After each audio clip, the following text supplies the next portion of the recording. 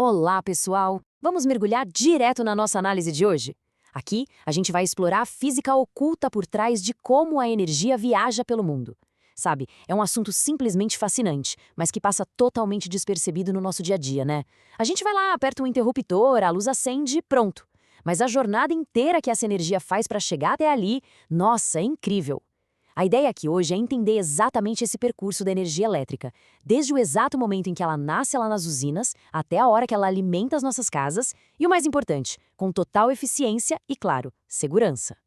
E isso já levanta uma daquelas perguntas de explodir a cabeça. Afinal, como a energia consegue fazer esse trajeto todo de um jeito seguro? Pensa bem, a gente está falando de eletricidade saindo de usinas gigantescas, viajando por linhas de transmissão que carregam centenas de milhares de volts. E de algum jeito quase mágico, essa exata mesma energia precisa chegar naquelas tomadas pequenininhas da nossa parede, prontinhas para carregar um celular sem fritar ele no processo. É um desafio invisível, mas monumental. Pegar uma eletricidade perigosa, transportar por distâncias absurdas e amansar essa fera para o uso doméstico, olha, isso exige uma engenharia brilhante. Bom, o grande herói, o dispositivo vital no centro de toda essa operação, atende pelo nome de transformador. Ele é basicamente o equipamento que resolve o gigantesco problema de regular a tensão da energia. É ele o responsável direto por garantir que a eletricidade chegue na nossa porta com a voltagem certinha. Sem intervenção desse equipamento, seria literalmente impossível ter essa distribuição em larga escala de forma segura. Legal! Agora vamos olhar para a anatomia física de um transformador monofásico para entender o que tem dentro dele. Se a gente abrir e observar a estrutura, um transformador é formado essencialmente por três componentes físicos. Só três: um núcleo de ferro, uma bobina primária e uma bobina secundária. E é isso, apenas essas três peças trabalhando juntas. O núcleo de ferro funciona como se fosse uma ponte estrutural bem pesada, e ele foi escolhido a dedo porque o ferro é excelente para conduzir magnetismo. Já as bobinas são os canais por onde a ação elétrica vai rolar de fato. É super importante a gente ter essa base estrutural bem clara antes de ver essas peças ganhando vida. E o detalhe mais importante de toda essa construção é este número, 2. Existem exatamente duas bobinas bem distintas e separadas nessa brincadeira. A gente tem a bobina primária, que é a porta de entrada da energia, e a bobina secundária, que serve como a porta de saída.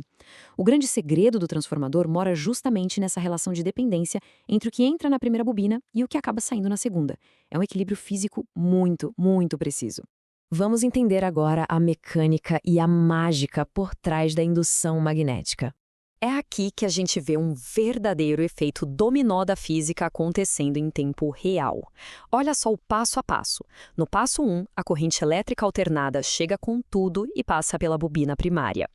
No passo 2, e isso é o máximo, essa corrente não só flui por ali, ela cria um campo magnético variável ao redor dela. Terceiro passo, entra em cena um núcleo de ferro que conduz perfeitamente esse campo magnético invisível através de toda a sua estrutura. E por último, no passo 4, esse campo que viajou até o outro lado induz uma tensão elétrica fresquinha lá na bobina secundária. É quase como uma tradução simultânea, sabe? A eletricidade vira magnetismo de um lado, atravessa a ponte de ferro e vira eletricidade de novo do outro. O que nos leva à regra de ouro de todo esse processo, resumida perfeitamente nesta frase. A tensão gerada depende do número de voltas da bobina em relação à bobina de entrada. Prestem muita atenção nisso. A quantidade física de vezes que aquele fio de cobre está enrolado, ou seja, o número exato de voltas em cada bobina, é o que dita absolutamente todo o comportamento dessa transformação de energia. Uma mudança super simples na geometria, na construção do fio, altera completamente o resultado elétrico final. E, baseando-se nessa regra geométrica das voltas do fio, nós temos duas variações de transformadores, os elevadores e os redutores. A dualidade entre essas duas funções é muito clara. De um lado, a gente tem o transformador elevador. A missão dele é pegar a tensão que entra e jogar ela lá para cima. Isso facilita demais a transmissão por longas distâncias sem perder força no caminho. Do outro lado, fazendo o trabalho totalmente oposto, temos o transformador redutor. Ele pega aquela carga altíssima que viajou pelo país e derruba ela, transforma em uma tensão menor e segura para o nosso uso urbano. E como a gente acabou de ver, adicionar ou tirar voltas de fio é a única coisa que define se a força vai subir ou descer.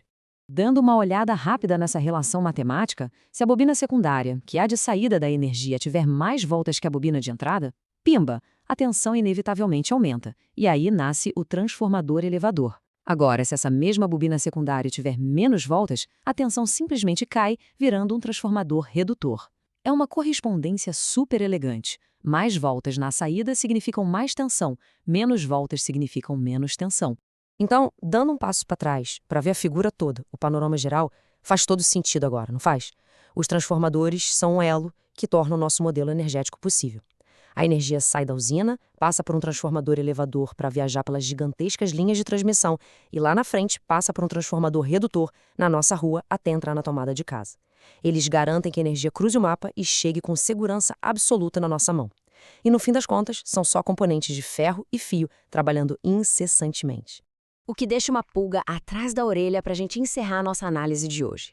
Na próxima vez que vocês acenderem uma luz e lembrarem que uma dança super complexa de indução magnética e voltas de fio acabou de acontecer, fica a pergunta: que outras maravilhas da engenharia invisível estão operando em silêncio para fazer o nosso dia a dia funcionar neste exato momento?